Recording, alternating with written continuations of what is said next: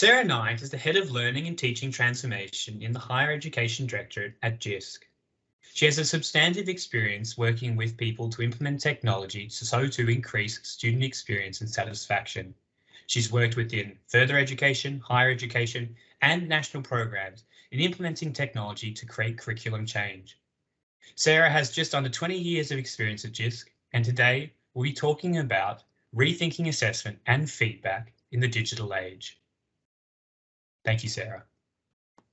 Thank you, Marcus, and delighted to be with you today to share some of our work that we've been doing at JISC. Right, so yes, as Marcus said, I'm delighted to be with you today to share some of the work we've been doing at JISC. And JISC has been working in this space for many years, going back to 2011 when we started a 3-year programme around exploring technology-enhanced assessment and feedback.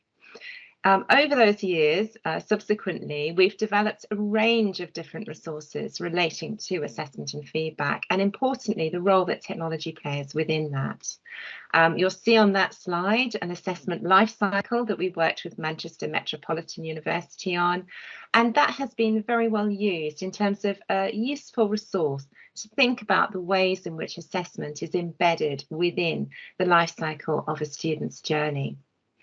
We've done work around electronic management of assessment, and we've also looked at the way in which student learning progression and employability with e-portfolios has been supported and implemented throughout the sector.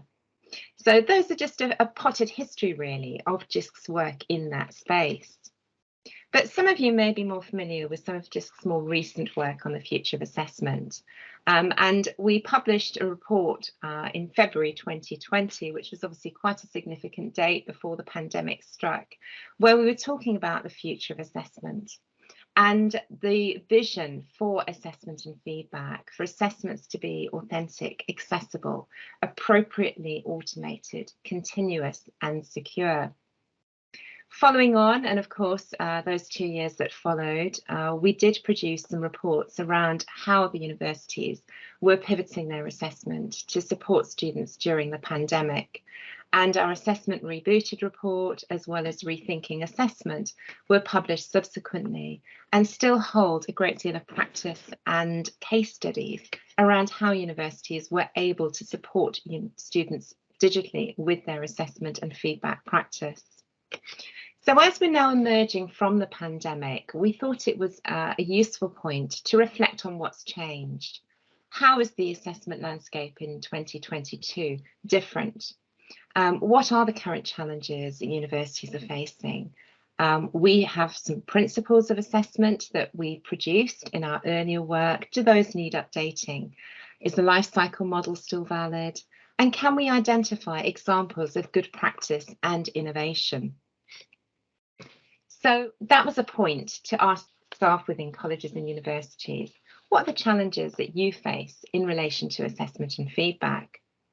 And you'll see there from that word cloud that there's some common themes coming through there. Words around workload, time, consistency, cheating, authenticity, integrity, authentic. And those were some of the challenges that I think you may reflect on within the practice that you're undertaking. So what have we learned? What have we learned from the sector in terms of how we can overcome some of those challenges? Well, we produced a report entitled Our Survey of the Assessment Landscape in Higher Education, which we published earlier this year.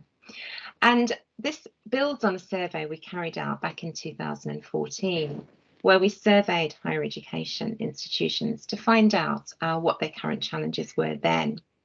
So we thought it would be timely to revisit that survey, to look at what's changed, and to ask about the use of digital tools that support assessment and feedback practice and the challenges that universities are now facing. So we received 63 responses from 46 unique higher education institutions and had some very interesting headlines around what's changed since our last survey. And I think some of these headlines perhaps are not a surprise. In the pandemic, and of course in the way that we're now working, where digital is very much part of what we do, Online submissions was certainly something that now most universities have included within their assessment practice. We also see that as online marking has had a great increase in widespread usage of online marking, almost double what it was when we asked the survey 7 years ago. And increasingly, we're seeing the use of digital tools to support feedback, with 91% of our respondents reporting widespread use. So this survey also asked our sector what were the challenges they were facing. And going back to that word cloud that I shared earlier, we can see that some of these words are sort of echoed on that word cloud. But if we're talking about our pedagogical challenges, it was really interesting to hear that accessibility and inclusivity was actually the highest identified, had the highest identified responses from our participants. In 2014, just over 6% of respondents identified accessibility and inclusivity as a significant issue, whereas in 2021 that had risen to 51%. And it's assumed here that the difference relates to the legal compliance that we now have, and also raised awareness of these issues. Our new GIST principles for assessment and feedback emphasise the importance of accessibility and inclusivity in the design of assessment and feedback practice. The second challenge that was identified from staff was about rethinking their assessment design. And here we know that there's a greater emphasis that universities are now placing on redesigning the curriculum. And this is an opportunity to explore the role technology plays in supporting effective assessment and feedback as part of that. Academic integrity is always raised as an issue, and we know that that gets a lot of coverage in the media. And it's an area that we need to be rethinking our strategies around academic integrity, how we support students better, not just thinking about in the negatives, but also encourage them to think about the skills they need to develop when they move out into the workplace, and the integrity, the ethical skills that they need to operate in the workplace environment. Our cultural challenges, perhaps that first one, I think we are seeing less of now, because I think staff are recognising the challenges that the pandemic brought and how digital can play a very positive part of that. And the enthusiasm that staff have now around rethinking their practice and looking at ways in which we can enhance what we already do well, and the role that technology plays within that. Students not engaging with feedback is an interesting one, and I think again it's looking at ways in which we can, for students, really ensure that they have a better understanding around the importance of feedback, and looking at different ways we can really engage them around that. Our technical challenges, perhaps a surprise that we're still identifying that interoperability is the main technological challenge. And we know that there's a lot of work that's being done with vendors, with IMS in relation to that. So that's an area that we hope we can move forward on. So if we look at these challenges and how we can take those forward, we revisited a principle-led approach to assessment and feedback through this work. And that's always been important in terms of looking at the ways in which we can define our principles for what is good assessment and feedback. It's a way to engage staff in thinking about their practice, but it's also a way that we can synthesize out a body of evidence around what good looks like for assessment and feedback, but with some actionable next steps on how staff can apply that to their own practice. So the work we were doing in this study really was an opportunity to revisit our existing principles, look at what's changed, and also really ensure that some of the learning that we've gathered through the pandemic can inform and develop a new set of principles on what good looks like for assessment and feedback. We know that there are new issues that are coming to the fore. We mentioned accessibility and inclusivity as one key one, but we also know that there is growing concern around how assessment impacts mental health and well-being. and also ensuring that assessment tasks are more authentic, and that is a priority in many disciplines, as we're now seeing. So we revisited our assessment model, and this diagram really shows the way that our thinking has changed and evolved. The diagram sums up our current thinking on what all the facets of good assessment still need to happen. We're just thinking differently about the relationship between them. Assessment of learning describes the institutional quality assurance processes that lead to students acquiring some form of verified credential. If we're moving out from that in the circle, we're looking at assessment for learning. And assessment for learning is the overall learning design, ensuring that we are assessing the right things at the right time with plenty of formative opportunities to feed forward. And this is the cog in the wheel that makes everything else revolve. And then our outer wheel, this outer circle there, is assessment as learning, as a learning experience, where the formative and summative elements work well together. Tasks appear relevant, students can see what they have gained by undertaking the activity, and they feel involved in dialogue around the standards and evidence, and the continuous development approach helps with issues of stress and workload for both staff and students. So that informed our principles for good learning, teaching and assessment, which I'm sharing here on the screen. And these 7 principles are useful to have in your mind when you're considering your own practice and looking at the ways in which you can achieve these. So this is a helpful starting point in reviewing the ways in which you are using technology, the way in which you are engaging students in the assessment and feedback that you're designing, and looking at the ways that this can then support their wider learning. These 7 principles were based on consultation that we did widely with the higher education sector, and had some international input as well. So we hope these will be valuable as a way of informing your practice as you take forward the developments in relation to your assessment and feedback. And moving on from those, we're also able to think about the ways in which we can apply those. And there's a good practice document there that you're welcome to have a look at. It's the table of those assessment principles and ways in which you can then think on how to apply those to your own practice.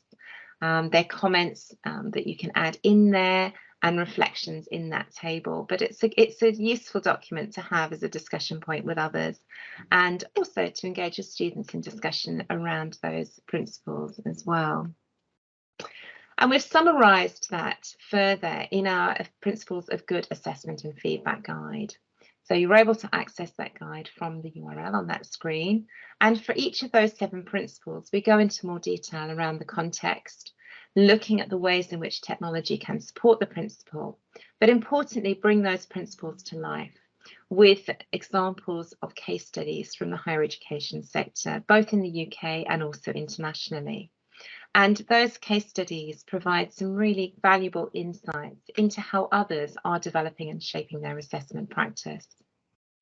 We are also developing a series of podcasts, and I hope that you will have a listen to our Beyond the Technology podcasts on rethinking assessment, which are available from our JISC website through that URL. So that again brings together experts from across the sector who are rethinking their assessment practice and are looking at innovative ways in which they are integrating technology into their assessment and feedback. So more examples of inspiration to enhance and inform the practice that you're undertaking. So I hope that that has given you a taster of some of the work we've been doing at JISC, and you'll be able to explore those links in further detail and look at the ways in which you can enhance your current practice. So thank you, and I'll hand back to you, Marcus. Thank you, Sarah. That was fantastic. A really deep dive in a short amount of time into how we can develop assessment. I've had a look at the pro forma from the QR code, and something I'll definitely be using to expand my understanding, but also working with the academics at UCL. So something that you explained in great detail, and I now have abundant resources to further understand, is assessment and the 7 points there, which are a fantastic place to start. But I want to focus on feedback, because you mentioned that students sometimes don't engage with feedback. So I want to propose a question to you. If an academic comes to me and says, Marcus, the students aren't engaging with my feedback. I can see that they're not learning from the things I'm writing, and it takes a lot of time, and I feel like it's not worth it. What can I do as an academic to make sure that my students are engaging with the feedback? I think that's a really important question, Marcus, and I think it's something that we get asked often. And I think it goes back to that model of assessment as learning, and very much seeing that feedback is actually part of the learning process. It's often we talk about assessment literacy of students, and I think that's an important term, because it is getting that greater understanding from students that assessment is not just passing an exam, it's not just getting a grade, it's part of that wider process of learning.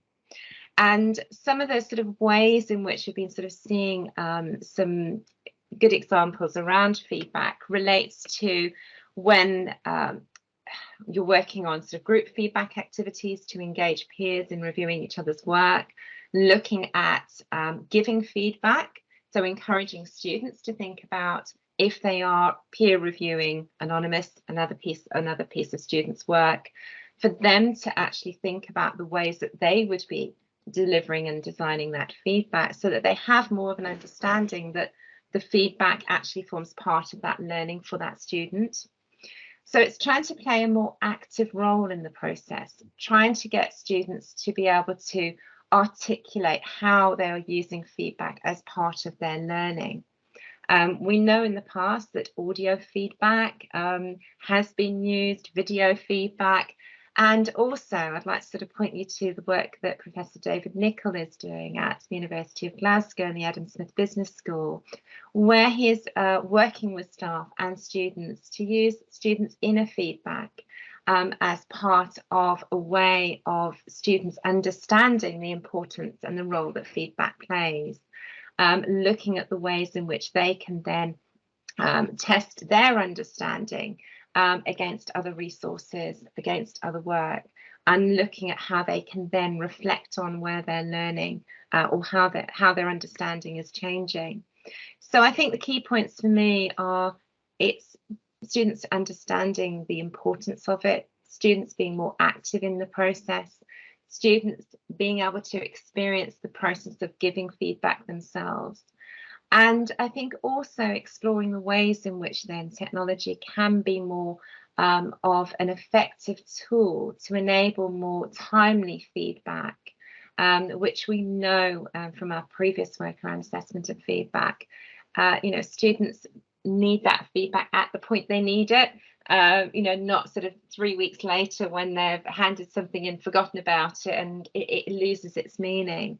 So it's really looking at the ways in which digital can play a role within that.